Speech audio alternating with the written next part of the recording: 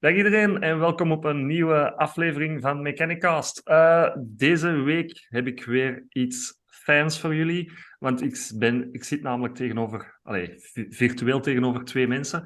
En zoals jullie kunnen zien, er zit een Anas Abdulhak bij. Die is uit Syrië, als ik het juist heb. En daarom ga ik het in het Engels doen. Zijn camera doet het niet, maar we kunnen hem wel horen. Hi you guys.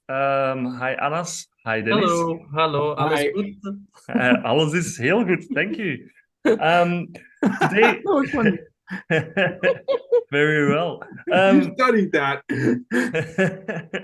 It was quite clear. The very alles goed is very nice. Thank you. I How do practiced. how do we say it in Syrian? Kachib khair? Ketchup ger? Yep, kind of. All right, awesome. I'm not gonna. No. No,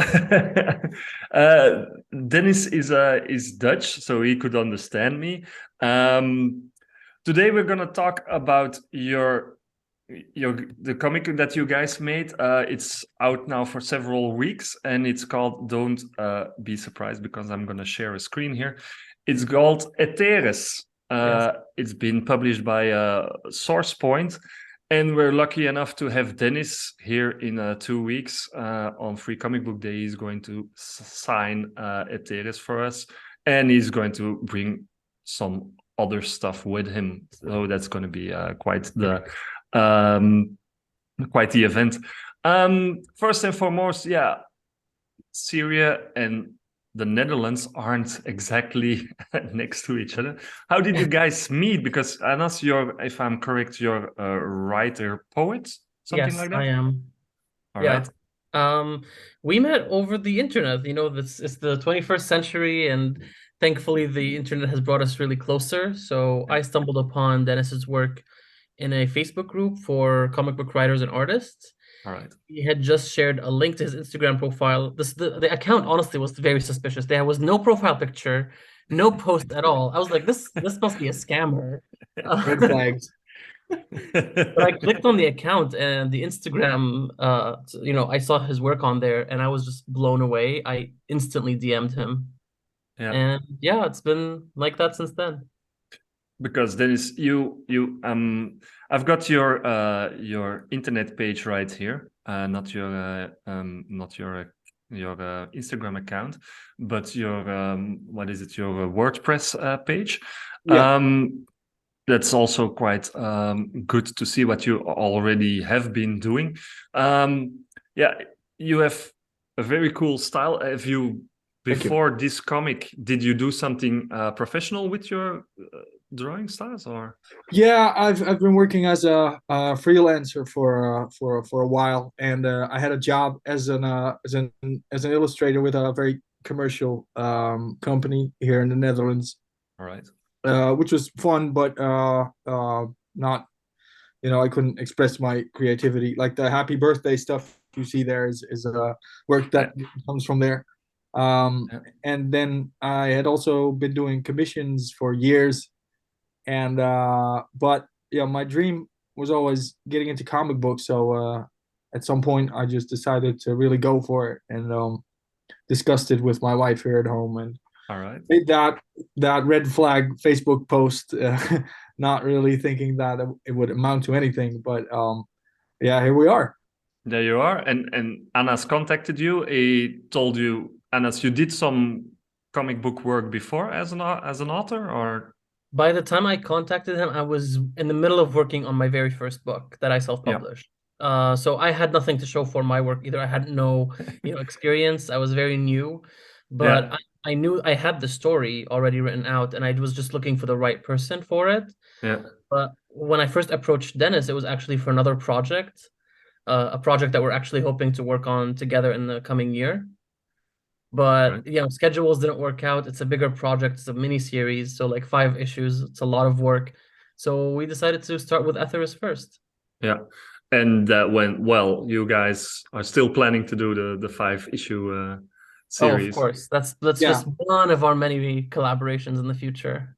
Yeah. If it's up to us, we will do comic books together like forever. Exclusively. All right. Because this one, Eteris, I'm gonna start with. I'm gonna read the blurb for you. I'm gonna try to do this in my best English. It's quite the subject.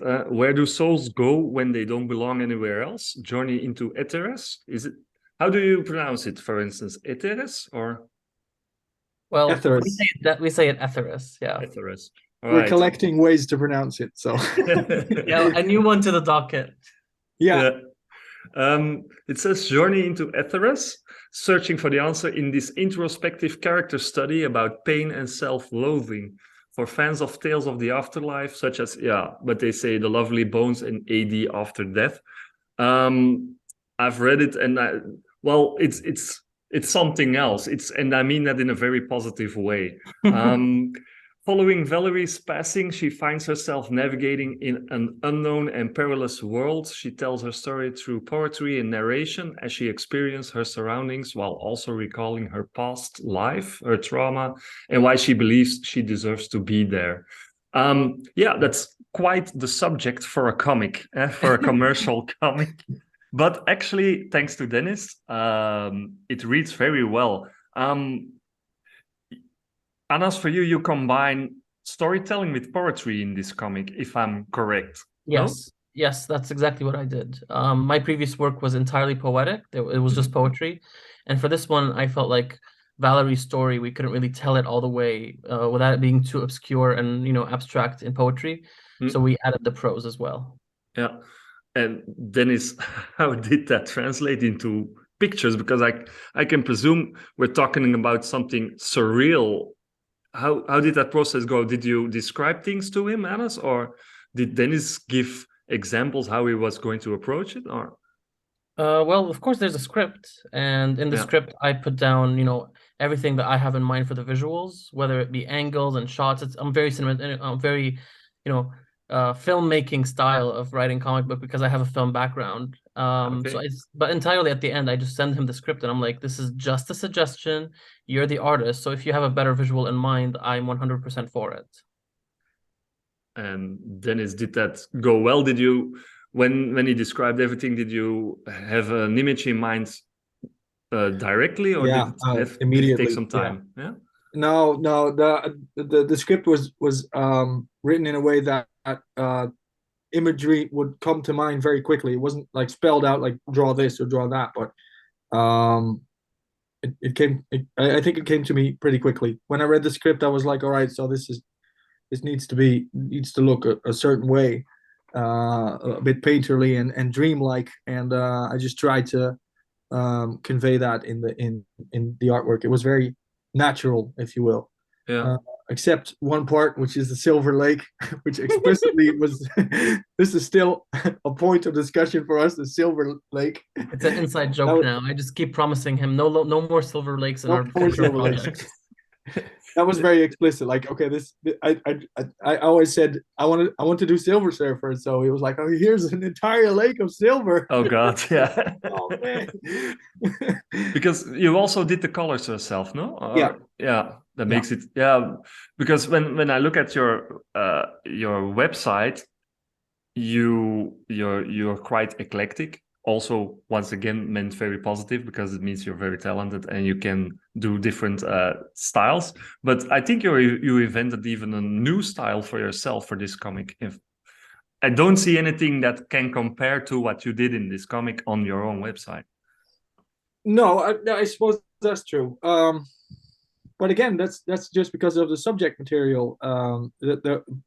This just lent itself to this specific world, which I would previously not have any reason to do, but is something that is comes pretty natural to me. I feel, but no, I just there was a sense of how to portray the emotion that is in this book, and I keep saying this. For me, that is usually with color. Color conveys an emotion very well. Yeah. So I really try to put emphasis on that in this book. And thank you for calling it eclectic, because I consider that a big compliment. Absolutely. I really want to be multifaceted.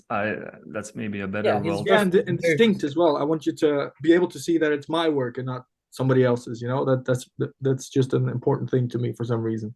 Yeah. Did it go sometime? Was it straight away okay, Anas, or did it go back and forward once in a while? Because we're very positive about Dennis now. No, I think mostly we were in such good tandem in in our thinking. We have this great synergy when we're working together. It's like amazing chemistry.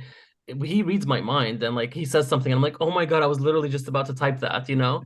Yeah. So when he had different ideas for the visuals, he would send them to me and I'd be like, hey, this, choose A or B. And I'm like, they're both so good. Like I don't know what to choose.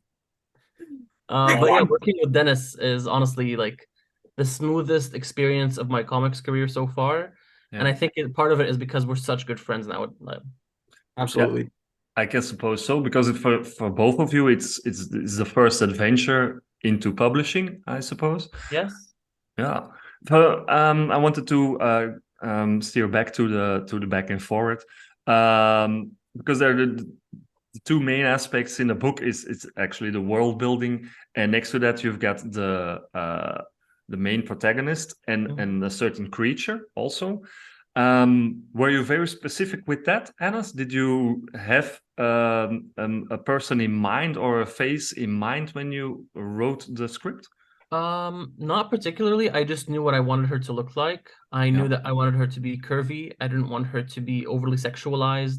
I wanted her to have long black hair that would flow behind her because like in my mind I had the visual for the lake from the beginning. Yeah. Especially the splash page that we did. It was always going to be an homage that I wanted to focus on. It's an homage to a Scarlet Witch issue, Yeah. solo series in 2015, where there's a spread actually of 2 pages, and the panels are formed with the Scarlet Witch's hair, and I was blown away by that. So I always wanted to pay tribute to that. Yeah. As for the creature, I wanted something similar to Cheshire Cat from Alice in Wonderland because, that was a huge inspiration as well. But we wanted to differentiate it, so we made it, we gave it scales and horns. And at some point, I thought it looked like Lion Cat from Saga, but I'm like, okay, we added horns. It's different enough now. Yeah, it has the creature. Yeah, that's. I wanted to say that, so you're right on top of it. Does that also is that also a thing that makes you guys connected more? Is that actually the fact that I'm pretty sure you're both geeks, pop culture fans? We are, Well, yeah, we both are. We talk about comic books and everything that surrounds it all the time. Yeah, but we read basically the same material, and we have read the same material when we were younger too. Like we're both huge X-Men fans, and we both had the same Awesome. not very legal PDF file that had like all the X-Men from the 60s till 2003 or something like that. And we talk about comic books all the time and recommend stuff to each other and artists, writers, and we just connect on that. That's why that's among the many things why we're such good friends, because we connect on like most things except Korean pop music, which I don't like. And it's really enjoys. Yeah, we'll get you there, Dennis. The subject, Afterlife, Anas, was that something that you've been carrying around for some time that you wanted to explore in a story, or how did it come to mind? Well, all of my stories really, like so far, have tackled some sort or the other of the human condition, just asking questions about liberation, about found family, about, identity and self-loathing. The concept of the afterlife only came to me after my father passed away in 2018. And I just didn't know how to even approach processing all of that because we were like estranged and, we had a complicated relationship. So my way of doing that was just writing poems. And eventually I created this character to kind of express my emotional turmoil onto her. It's very cathartic to just, distance yourself and picture somebody else dealing with the problems for you. So how she would come to terms with that and just accept death and accept, the past and move forward was that healing journey for me. And that's how the story was born. Right. Is that something that for you, Dennis? Did you learn something out of it? Did that actually make a connection even more between you guys, or did you, for instance, while you draw, do you put something of yourself into the drawings too? It's I maybe a can't hard do any question. drawings without doing that. I think if you don't do that, your art's not very you know. Personal. Yeah, Yeah, but that's just, yeah, it has to be, especially this story, because it was just you can't do this story without you know, putting your heart into it. You can't just see it as a work for hire thing and just here's the page buy. That's impossible. You really have to put something into it. yeah, Yeah. And I think it's relatable from what I've been hearing from people, is that it's relatable for a lot of people. It doesn't necessarily have to be the same journey, but you can just project your life experiences onto Val, basically, and the story. It's not necessarily her story just by herself. You don't know how she passed away. You don't know exactly what is going on. So I think it's very open to what the reader thinks is going on. So Yeah. it can be personal for everyone. That was something very intentional, that I wanted to keep her background very abstract and vague so that I could leave space for the reader to kind of throw themselves onto her, and just, you know, them considering what her experiences might have been is a lot more revealing than they believe it is, you know, because the first thing that comes to mind, that is that is coming from your heart. So I've had people reaching out to me with questions like, is this how Valerie died? Was this why she died? I'm like, I honestly did not even think of it that way, but you know, you did. So are you doing okay? You know, what's going on? but that's a very good sign. That's how you have to approach comics as an author, as an artist, but also as a reader. And it's in this day and age, you don't find that much anymore. If you look at the two big ones, yeah, most of them are really commercial, and it's like you said, Dennis, it's more work for hire than they put something of them, some effort or something, some piece of themselves in it. So that makes this a very special comic, and I'm quite honored that I can sell it for you guys. Thank you. Yeah, sure. Your backgrounds, Anas, when did you decide to become an author or a poem, a poetic, a poet? God damn it! When did you decide to become that? Because that's not and the same question goes to you. Then it's not per se that obvious career choice. Huh? Well, you know, for me, like growing up, I was always just very, very imaginative, and I would write from a very young age. I read a lot of comic books. I was very inspired by them, but I also love poetry.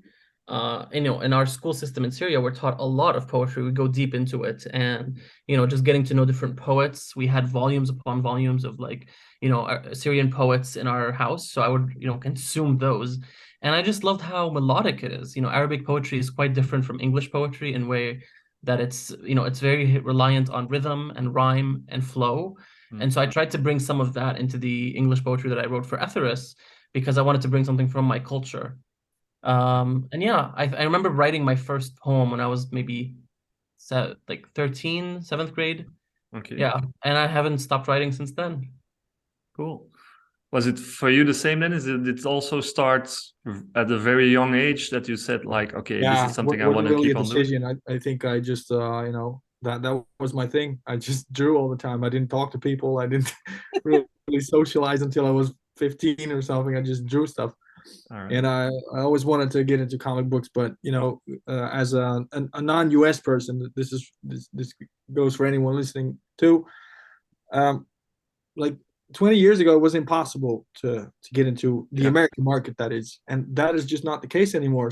So after I just did regular jobs for years and years and was not very satisfied with that, I had the opportunity to go for it, you know, try and get into comic books. I thought I had practiced enough to show my work to the world. I mean, as a comic book artist, very nervous about that stuff, but the conscious decision of being a comic book artist was I think a year ago or something. Like, okay, I'm gonna do this now. Yeah. And basically I've been preparing for it for all my life. I've been drawing and reading comic books all my life. Really cool. How did the search for a publisher go? because SourcePoint, the fact that you said like, we're non-US people. Did you find an author, publisher right away, or was it like quite a search? Did you have to offer it to several publishers? We went through every single one. Okay. We did not leave a single leaf unturned, stone unturned. But sadly, because it is a commercial industry nowadays, even with indie publishers, an important aspect of it is how famous are you? Do you have a name for yourself? Is this book gonna sell? Are you bringing your audience with you? So these questions, and there's also, of course, the classic, like, who do you know? Are you well connected? Things like that. So we pitched it to every publisher. We did not hear back from any of them except SourcePoint. Okay. Yeah. And SourcePoint had no problem with us being non-US or not having, big names or followings. They saw the story and they were very taken by it, to the extent that they were like, we want to publish this book, but like our schedule is full right now until like the middle of 2023. So can we just, make a deal and we'll try to like slide it in and publish it as soon as we get a chance? And I was like, sure, like let's go for it. So for a very long time, we didn't know when Aetherus was going to come out, but it wasn't until like a book didn't come together in time for publication that we took the slot and we came out in March. Yeah, because they really believed in the story and they wanted to put this book out there. Yeah, at the point that you presented it, how far along were you? Was it only the script, or Dennis, did you already have sketches or anything like that? No, we were. We had 20 pages. We had 20 pages, yeah. So you guys were quite determined to have this published. This was always the plan, yeah. After 2/3, we're going to pitch. That was the plan. Yeah. All right. Influences. Anas, as a poet, as an author, do you have certain influences as other authors that you could recommend or that you really, really like? For poetry, I would always just suggest Nizar Qabbani. He's one of the most influential Syrian poets. He's a huge inspiration to me when it comes to poetry. Yeah. But for writing, for comics, I'm obsessed with like Jeff Lemire, Brian K. Vaughan. That's kind of my go-to. And I think you could tell, like, very Jeff Lemire-esque. I've been compared to Jeff, and I've been compared to Ram V as well. It's a huge compliment to me because these are, amazing creators telling beautiful stories. So if anybody wants something similar, I would definitely recommend going for Jeff Lemire or, Jonathan Hickman in a sense. Jamie McKelvey also has very abstract and weird books. Yeah. And Dennis, do you have certain influences or people you look up to as an artist? I have a lot of people. This changes for me every month, but like classics are Bill Sienkiewicz is one of my favorite artists. Mike Mignola, the Hellboy, I love that stuff too. Right now, Christian Ward, James Herron are pretty good. I like what's his name? The guy that did Black Science. I forgot his name. Scalera. I like him a lot. Yeah. I keep discovering artists like every day, and I've never heard of him. I'm like, wow, I've never seen this work. This is amazing. So I love a lot of artists. Well, I think that's also the good thing when you told that 20 years ago it was really hard to get published in the States. Well, we're lucky enough to live in a day and age that for instance, now we're talking and it's like we're sitting at a table with the three of us. Unfortunately, Anas is sitting in the dark, but but that's the cool thing about now publishing, I suppose, and makes it lots and lots easier for you to reach out is the fact that you can send things through on what is it on a daily basis. Yeah.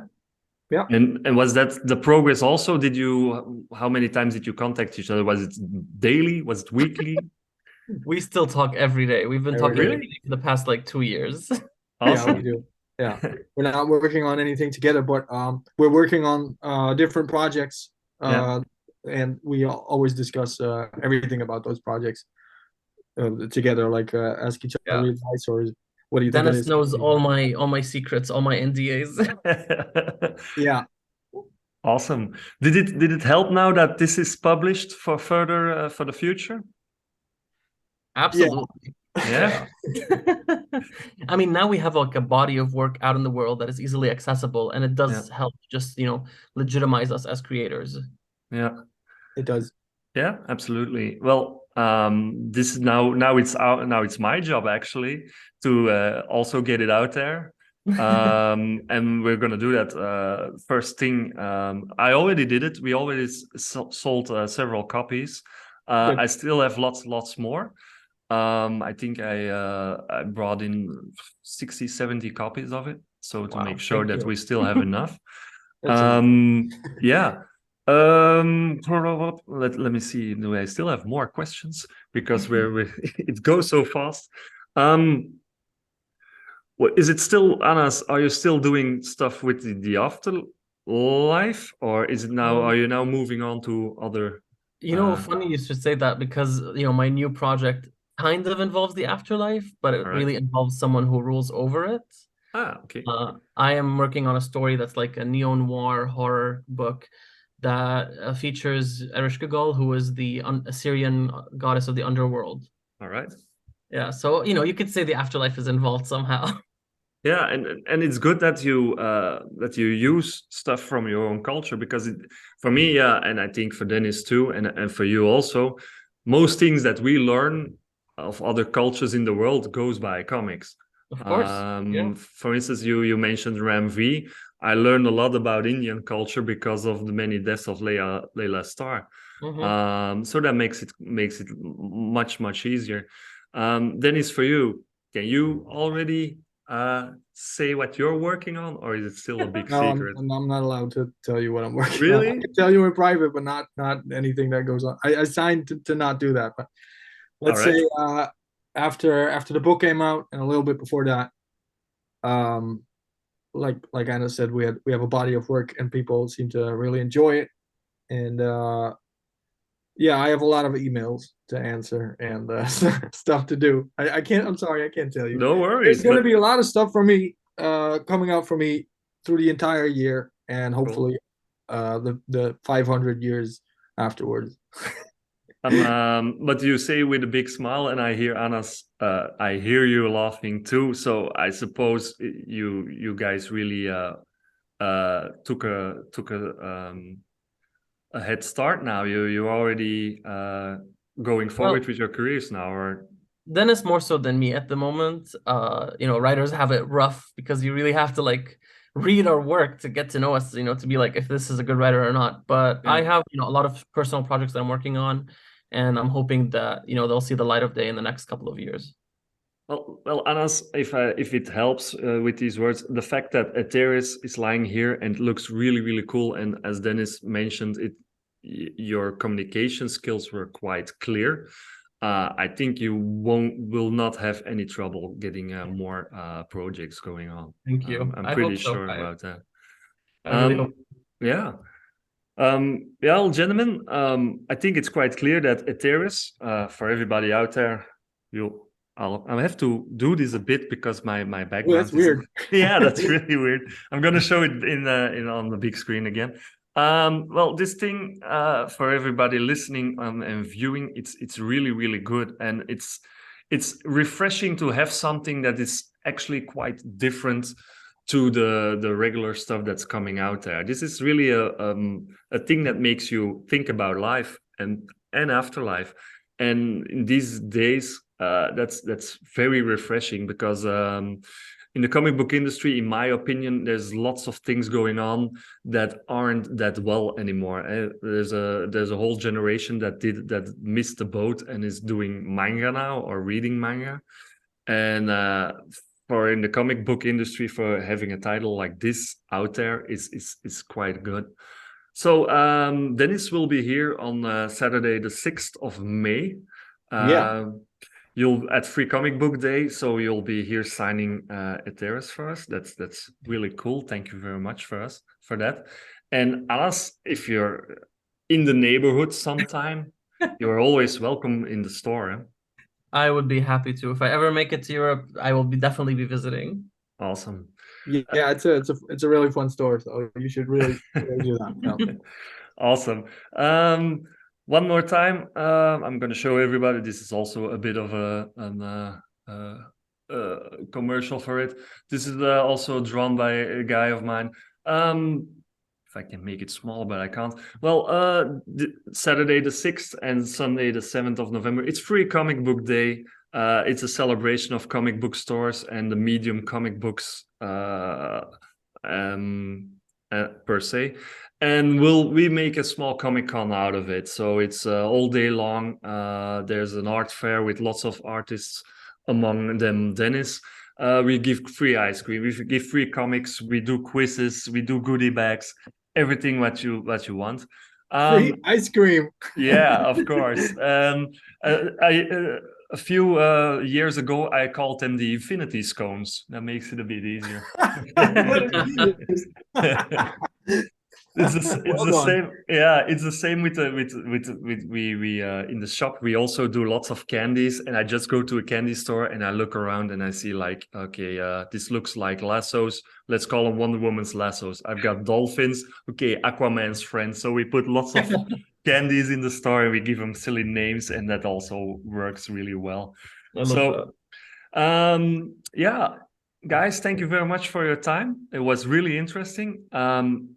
Everybody has to buy this book. It's simple as that. Give these guys more work because they're worth it, and it's really cool. This was Mechanicast for this week. Thank you very much, and see you next time, guys. Thanks a lot for having us. Thank you for having us. Thank you.